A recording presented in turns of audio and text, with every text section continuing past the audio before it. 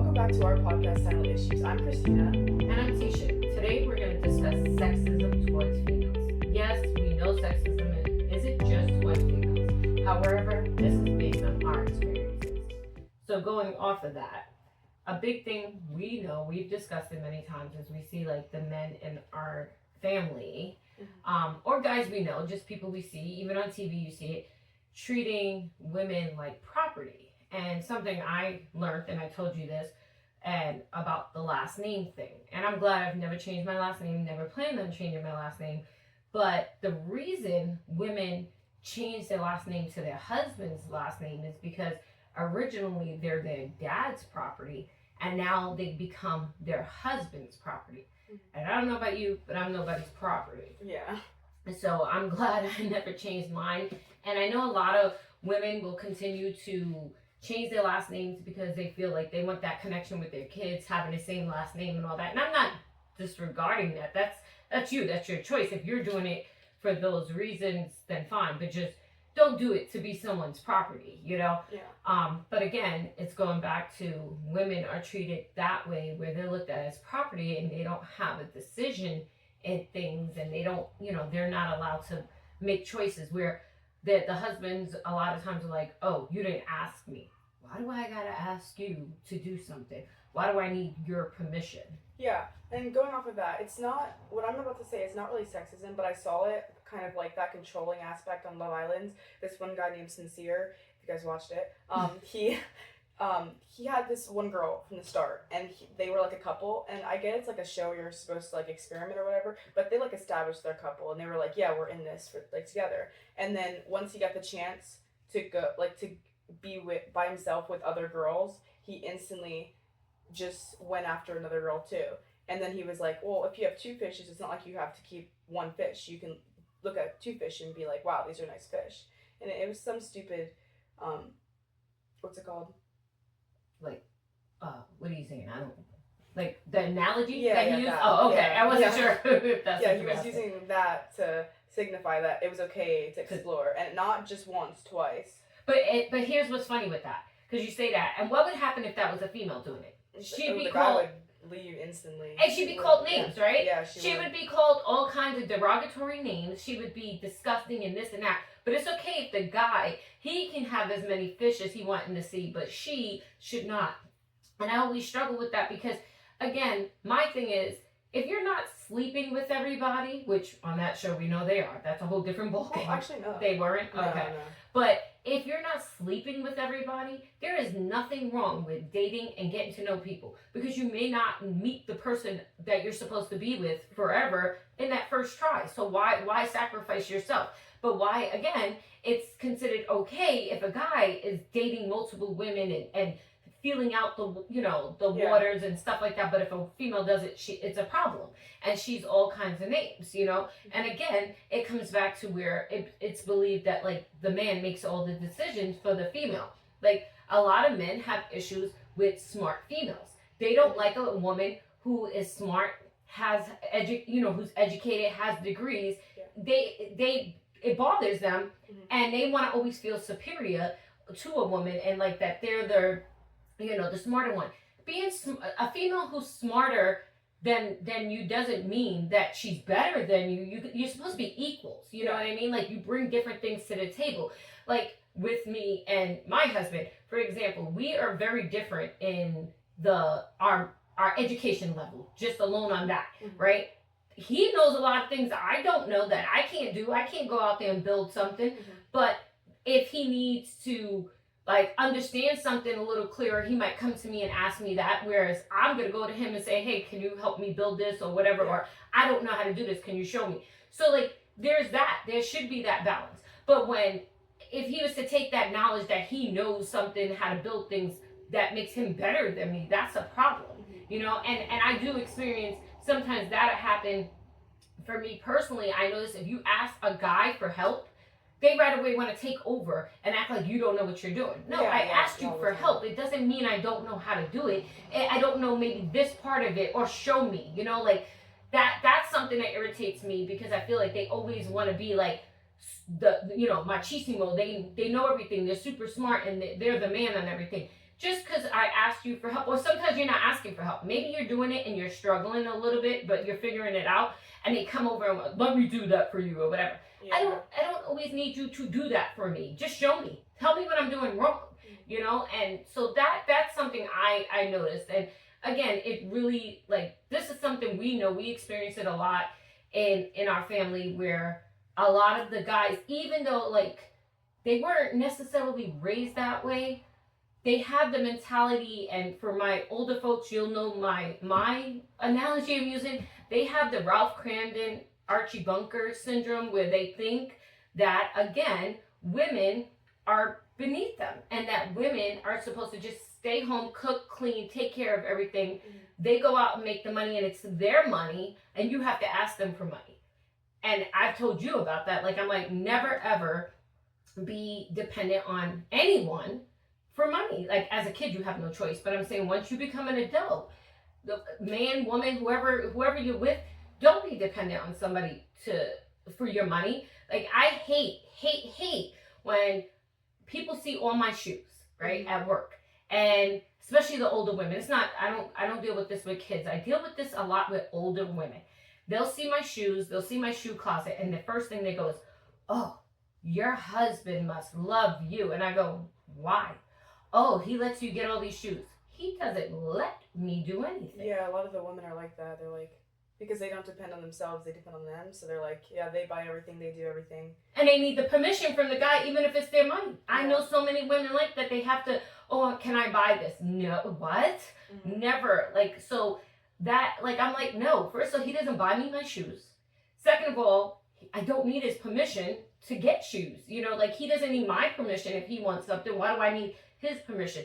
So it's just that that stereotypes and that sexism is not just men doing it, it's inbred in the women. So many women accept this as normal. Mm-hmm. I see it in a lot of TV shows too. There's always actually, some of them are nice where the guy's not always like that and they end up like it's like a romantic one.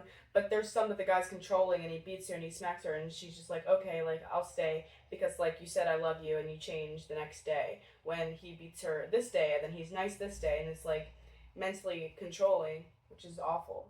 And you bring up those romantic movies, and those are all fake. And we as females watch them and we fantasize like, oh, I wish my boyfriend, I wish my spouse, I wish my husband was this way too, and, you know, brought me flowers and did this. I'm not saying there's not men in the world that do that. I'm sure there are. A lot of times they do it in the beginning of the relationship. And we all, in the beginning of the relationship, we're all one way, and then we get comfortable with the person and we start changing. That's normal. I get that. Like, you may get flowers every week in the beginning of your relationship, and then, you know, once you're together, you're lucky to get them once every month and once a year, you know.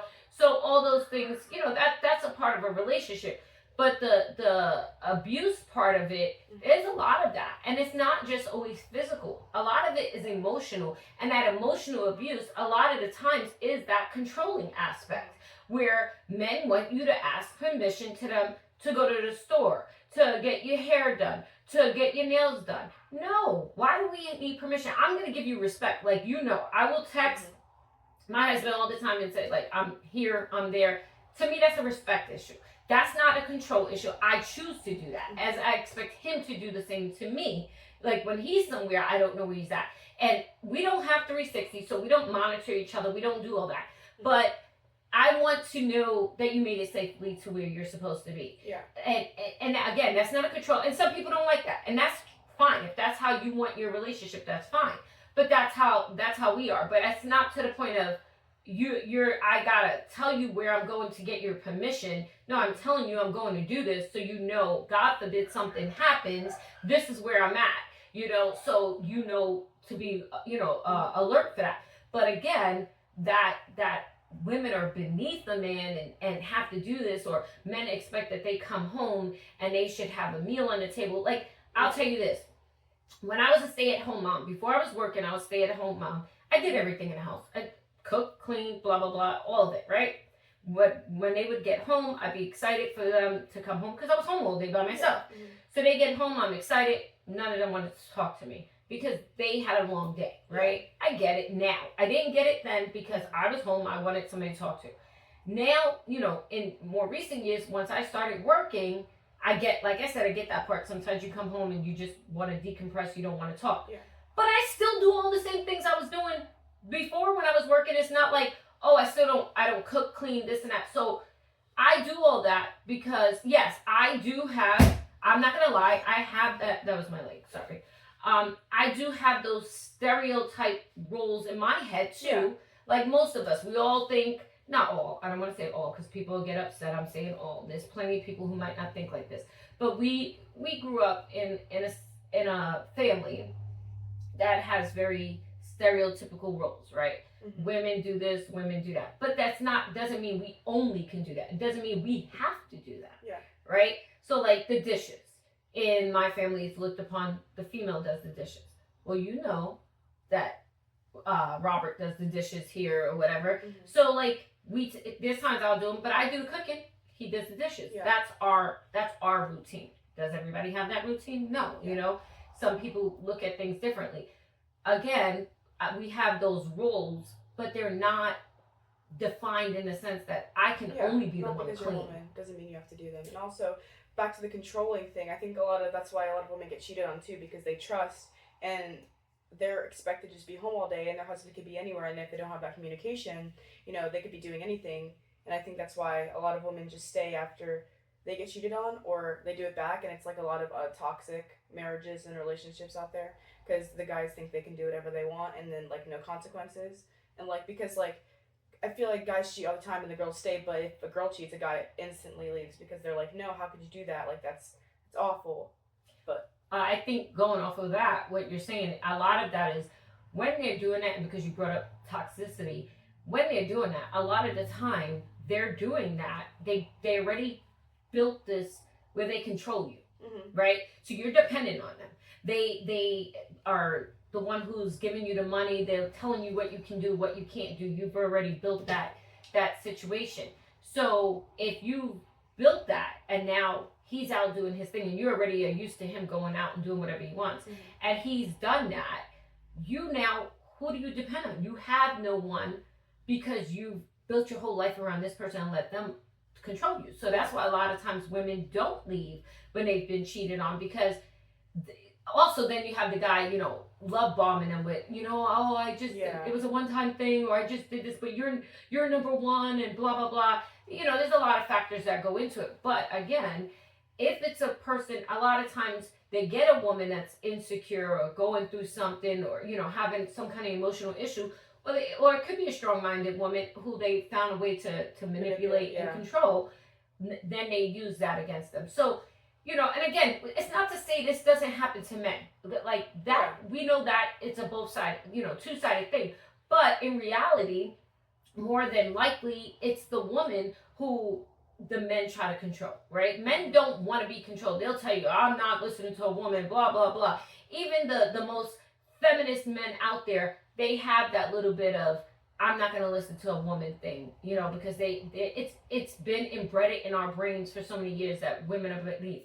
Like, I know this is a controversial topic, I'm going to say, but in truth, I believe, my personal opinion, that the reason that we will elect a male for president, no matter how crappy he is, because we don't want a woman. If there is a woman running against a male, mm-hmm. automatically this country cannot accept a woman in power. They want to say we're emotional with this. No, like really, because men don't get emotional, right? Mm-hmm. Throwing tantrums when you can't get what you want. And that's not like emotional. In the crying aspect of the silent, they'll just get silent. Like they won't say anything. They'll just get quiet and have a face and not talk to you as much. They won't, like, they say we're emotional because we cry or we react, but if they react in their own way, then it's well, how is it when they scream? And I'm asking, throwing this at you, I'm putting it out there. How is that not emotional? Mm-hmm. When you're screaming at someone and you're getting upset because they did something that you didn't like or didn't get your permission, how is that not emotional? So, like, that's the things that kill me, because like you said, because we cry? Like, crying is a normal thing. If we weren't meant to cry, we wouldn't have tears, right? That is an emotional response to certain things. We don't cry about everything. I know personally for me, when I cry, that means you should avoid me as much as possible, because there's a good chance that I'm at a heightened state where things can get really ugly. So I try to avoid getting to that point, but there, like, everybody should cry at some time in their life. There's different things. If someone dies, you shouldn't have to hold it in because I'm a man, I can't cry. Like, that makes no sense. I feel like I see that a lot in our family with the guys, like especially the little ones. I feel like they're required to not have as much emotion or cry as much because they're a guy. But I think that anyone can cry, and I think that there are definitely times where you should cry. Like, I feel like if a family member died or something important happened in your life and it hurt you, you don't just hold that in, because then it outbursts. Because then sometimes that can turn into angriness, and that manipulation can happen too that way. I agree. And with what you said with the kids with the crying, like, as a parent, as a mom of boys, I didn't want them not to cry. If something happened, you should cry. But I'm gonna be real. I'm like this, boy or girl, whether I had a son, daughter, whatever. I'm the same way you see this with granddaughter. If you're crying over something, in my opinion, that's stupid, I'm gonna say to you, why are you crying over that? Like, oh, he took my candy. What? No, like, that's not. Talk about it. Say what you gotta say. You can have that feeling. And that's not just a girl doing it. The boys do that too. Like, he took my... Okay, I want you to learn that that's not a crying situation. That's not something to cry over. How do we handle that? That's what we do. So that would be when I would be like, why are you crying over that? Like, it's candy. You want a piece of candy, or you want me to handle it and get the candy back? Like, whatever it is, let's talk about it. But if you're crying because you fell and hurt yourself, you have every right to cry. Yeah. Because you hurt yourself. Right? We don't know what that feels like because we didn't fall with you or we didn't hurt ourselves. So I agree. Like, that boys are told a lot from that young age. Don't cry. You're like a girl. Stop crying. Crying is necessary for certain things. You don't need to cry for everything. You don't. You don't need to cry because you did not win in a video game. Like, that boy or girl. That's the emotional side of them too. Right, and that's it. You see when they're playing video games, how worked up guys get, right? They might not, little boys might cry, but grown men, they might not cry, but they're screaming and throwing things and cursing and this and that. How is that not emotional, world? Tell me, how is that not showing emotion and showing anger for something so minute as losing a video game? Like, those are the things, but that's okay, right? That's okay, we can do that. But women, we're not allowed to show our emotions because that makes us too emotional. And, then we're weak. No, how does that make us weak? Mm-hmm. Like, and that's what I'm saying. And that's the thing. Women are constantly looked at as, like, inferior. Another fun fact for the world that I like to teach to my students is that our country, and again, I'm talking about our country was very racist, we know this, towards black people, right? Black people were not allowed to have anything, to vote, to do any of that. Mm-hmm. However, black men were given the right to vote before even white women. Wow. Think about that. Think about that. How this country looks at black men, right? At least back in the days, I'm not going to get into now, but I'm talking about during the time of segregation and racism. Black men were given the right to vote. Granted, they had lots of strings attached, so they couldn't easily vote, but they still were given the right before a woman. A woman had to have, the husband voted for them. And this is what I'm saying. That's where we have so much sexism in this world where women are looked upon as negative. A woman like myself, who has all these degrees, who has a doctorate, men will look at that and look, who does she think she is? Mm-hmm. She's not smarter than me. She's not this. I'm not trying to be smarter than you. I'm trying to be me, you know? But it makes some of them feel inferior. So because they feel inferior, they have to attack me. Mm-hmm. And that, for what? For what reason? Yeah, also a lot of times in my school, I hear the kids, like, I'll overhear conversations and, like, a girl and a guy will be arguing, and the first thing he says, if they're white, they'll be like, oh, go make me a sandwich, you belong in the kitchen, or like some stupid, like, stereotype like that. And that's like the first insult they go to, which is so stupid because it's not true. Like, just because I'm a woman doesn't mean I need to do things for you. And exactly. And you see that, look at, you're in high school and that's there. It happens. We've heard, one of my grandkids saying that smart little comment to his sister. And like, that's what I'm saying. It starts from such a young age because they are taught from young that they are better than women.